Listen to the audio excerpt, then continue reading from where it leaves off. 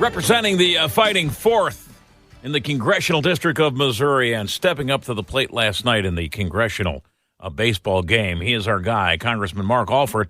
Good morning, Mark. How are you, sir? I am fantastic. Just got out of a great meeting with the 45th and the 47th President of the great United States of America, Mr. Donald J. Trump. Okay. And I knew you were going to bring that up. So, at what point does Mr. Alford say, hey, Donald, I got these guys over in Kansas that would really like to talk to you. Why don't you blow a call into them? You got the hotline number. Give it to them.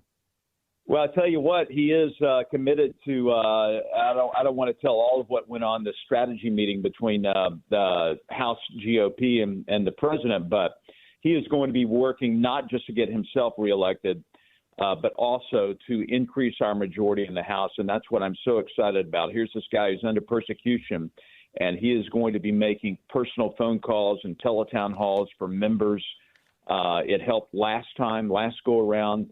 It helped get some people over the finish line. He's going to be doing that even more so. We are committed as a party, as a team, to make America great again. And as I tell Mr. Trump, to make Americans great again. You know, I love Make America Great Again. You know, some people take it and they turn it into something it's not. I mean, as a preposition, I mean, it's wonderful. Make America Great Again. That's some of what he was talking about. I talked about this earlier. He was expected to talk about no cuts to Social Security or Medicare, protecting seniors and the like. Was the talk among those lines, talking about world leadership, economic policies, things like that? This was a chance for us to get together because we're all in this war for America. And how do we strategize? What are some of the things we can do together? It was a pep talk for us as well. Mm-hmm. But it was a chance to. He told a lot of good jokes. He talked a lot about Biden and how horrible Biden is. He talked about these warships that are now in Cuba. You wake up today and hey, that's scary stuff when you have a nuclear submarine 90 miles from Miami. And so we have a feckless, failing president right now who walks like C-3PO, and he's over making a fool of himself, I think, over in Italy. And we have another former president who wants to get back behind that resolute desk and be the resolute leader that we need to restore respect in the world. You know, talk about on the world stage, what we look like when we send, and optics mean a lot, right? Optics mean a lot to everybody. It's how we base relationships. It's how we're attracted to people. First impressions matter. To see this guy on TV last night, shaking the hands of all the G7 members, he looked like he was absolutely lost. I get that he's old, all right? I understand that he's been on an international trip now 2 times in a very short span of time. But my God, man, you got to be up for the challenge to do the job. He stood there like he was lost. Well, to think that this guy has 15 seconds to make a decision whether to defend ourselves against a nuclear attack and how we're going to do that. I guess I take some comfort in that he's not really running the country, that he's a marionette president, that someone else is pulling the strings. I think it's from the Obama administration. And so I guess I take some comfort in that. But we need Donald Trump back in there who's actually going to run the place and is going to get our economy under control, return us to energy dominance. He talked about that today.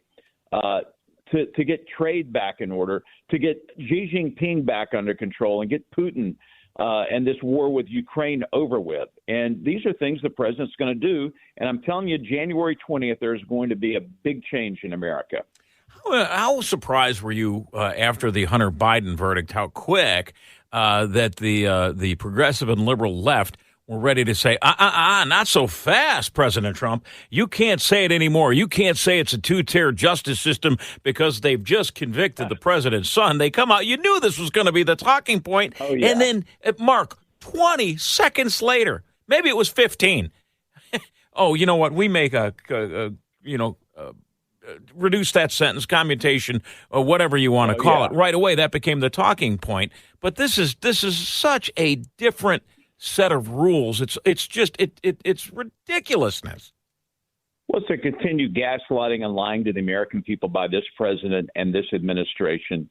You know, when David Muir from ABC sat down with President Biden and said, is a pardon off the table? First off, will you accept the verdict? Yes. Is a pardon off the table? He says yes. Well, David doesn't say, like a good journalist would, well, what about commutation? So this is one of those areas where the president's going to come back, and he is it's not overturning the conviction or pardoning for the conviction, but basically it's a get-out-of-jail-free card. When the sentencing guidelines for this crime call for time in prison, in federal prison. But I think that's what you're going to see. You're going to see a decrepit father who does love his son, whose son has been in a lot of legal issues and part of the Biden crime family. Heck, we still have, I think, 2 more trials to go out in California over the IRS issues, and even more this laptop is going to come to light, and the connections from the Biden crime family and how they've been on the take from Russia and China and other governments. Wait a second. You're telling me this? I thought we were told over and again by a majority of congressmen and that this a Democratic congressman, that is, that this laptop wasn't real. That was Russian disinformation, right? Remember that? Oh, yeah. Well, yeah, and they got, some 50-something senior members of the intelligence community to go along with this lie. They got the media to go along with the lie. I remember fighting to do this story when it came out in October of 2020. Everyone was saying, oh, you can't, we got to verify this. It's got to be verified. Well, the FBI knew all along that this was Hunter Biden's laptop and all this, but they went along with the big lie that effectively was really the election interference. That was the election interference that got Biden into the White House because they snuffed out this story and the facts that surrounded it. Mark Alford is here from the 4th Congressional District, Missouri side, always visiting us at some point or another during the week. I want to talk about the congressional baseball game last night. You know, sometimes you think there's going to be a dust-up between maybe the left and the right. Last night it wasn't the case. What was it like for you when these lunatics for climate change somehow made their way onto the field? We kind of make light of that, but it wasn't that long ago that all hell broke loose at a congressional baseball game. Steve Scalise was shot. I mean, right. At some point there, you had to be a little nervous. Well, I was up in the stands. I wasn't an active participant in the game, although I do support them and friends with the coach, Roger Williams, the manager. And, yeah, Steve Scalise was down there. When you have people jumping onto the field, I think there were 8 people who were arrested. Capitol Police had a strong presence there, and thank goodness for them, because 9 years ago when Scalise was shot and others, no one had any idea at this practice that the lives of U.S. congressmen and women were going to be in danger that day.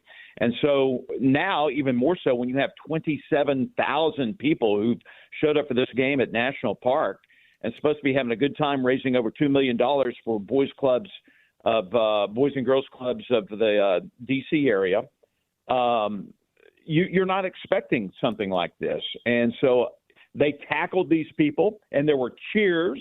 And then when the Code Pinko pro-Hamas people started doing their cheers and raising the Palestinian flags, they were shouted down with chants of USA, USA. It made me proud to be an American. It made me proud of the Capitol Police, and it made me proud of those on the baseball field willing to stay out there and play ball for a good cause. Well, I know that they were upset about climate change. They want to do away with the energy and the fossil fuel burning, and that's smart, isn't it? Because that is the thing that makes America energy independent and strong, and we need to get back to that place again. But hey, let's do away with that, because you won't need petroleum or anything else to make these electric cars or bikes or whatever the heck these idiots are driving around in. Mark, what I thought I would do today, just to make these climate activists mad, and there's 8 of them that were arrested, I'm going to go buy a new Ford F-350 diesel. There you go. The F-150 is the most popular truck in America, is made right there in Clay Como in your listening area. And I just recently met with some Ford executives, and we were talking about that, talking about keeping AM radio in Ford trucks. We were a big proponent of that, and our initiative helped in that regard. because we do believe that radio is very important for safety issues and national alerts and emergency broadcasts. But, these climate cultists, as I call them, they have really drank the Kool-Aid. And if they put as much passion based on their ignorance, if they put that much passion into what is great about America, we would have a whole different attitude. And I think that's what we've got to get back to. Let's look at what is great about America and quit attacking the things that have made us great. And I think one of those is fossil fuels. We have a wonderful economy. We are good stewards with our economy and our environment, and I think it works well. And let's not force people into electric vehicles. Mark Alford is here. Mark, before I let you go, we have this Cooper Davis Memorial 5K coming up, and you know the story. Cooper Davis, fentanyl overdose, accidental. You're a proponent for getting this crap off the street. And as I opened the show today, I said, why do we not hit this with the veracity of which we would if this were a pandemic or a plandemic, or if this were COVID? Why is that? I mean, I know you work your ass off on it. Why is that? I don't think people want to admit that Joe Biden is partially responsible with his open border policy. Ray, we've had, and I don't call these overdoses, these are poisonings of Americans' young people. China is in cahoots with the Mexican cartels to destroy us from within. The minds of young people through TikTok. They're spying on us through drones and other Wi-Fi systems.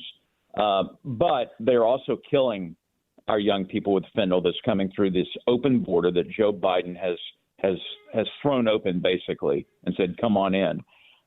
We have regular fentanyl forums. We've done four so far in Missouri, and we plan on doing more to raise awareness to help people grieve. And when you have the equivalent of a plane load of Americans going down and crashing every day, that's how many people die on average from fentanyl poisoning in America. I guarantee if a plane were crashing every day, the federal government would step in and do something about it. And we are trying to do our part, but it's going to take a president who actually cares about the American people, and that person is Donald J. Trump. Well, you get back in there and you go hang out with Trump. Were you at the Capitol Club today with him? And I hear that's a swanky little. Yeah, what's that like? I had a front row seat. I got there early, and you know what? I wish people, and I say this a lot. Trump punches down. I know not everyone likes his attitude, but when you get in an intimate setting, he is the kindest person. He asks about your wife. He asks about how things are going in your life. And not just to me, but to every member in there. He cares about Congress. He cares about America. And he has sacrificed so much of his time and his fortune and his family to be where he is today, fighting for the American people. Well, you know what? You tell him to be kinder, because I had a listener earlier today tell me I was too toxic. So, Mark, you have to make sure that we're rainbows and butterflies and everything nice. And I just want to tell you how much I think about you and I care for you. Always good to have you on. Mark Alford's America, Saturday 1 to 1:30, Sunday 8:30 to 9. Anything special we should keep our eyes peeled for this weekend?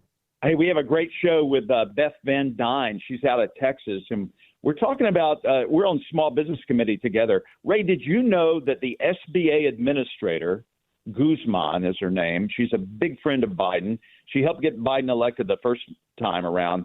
They are actively using the SBA and their agency to sign up Democrat voters in states like Michigan.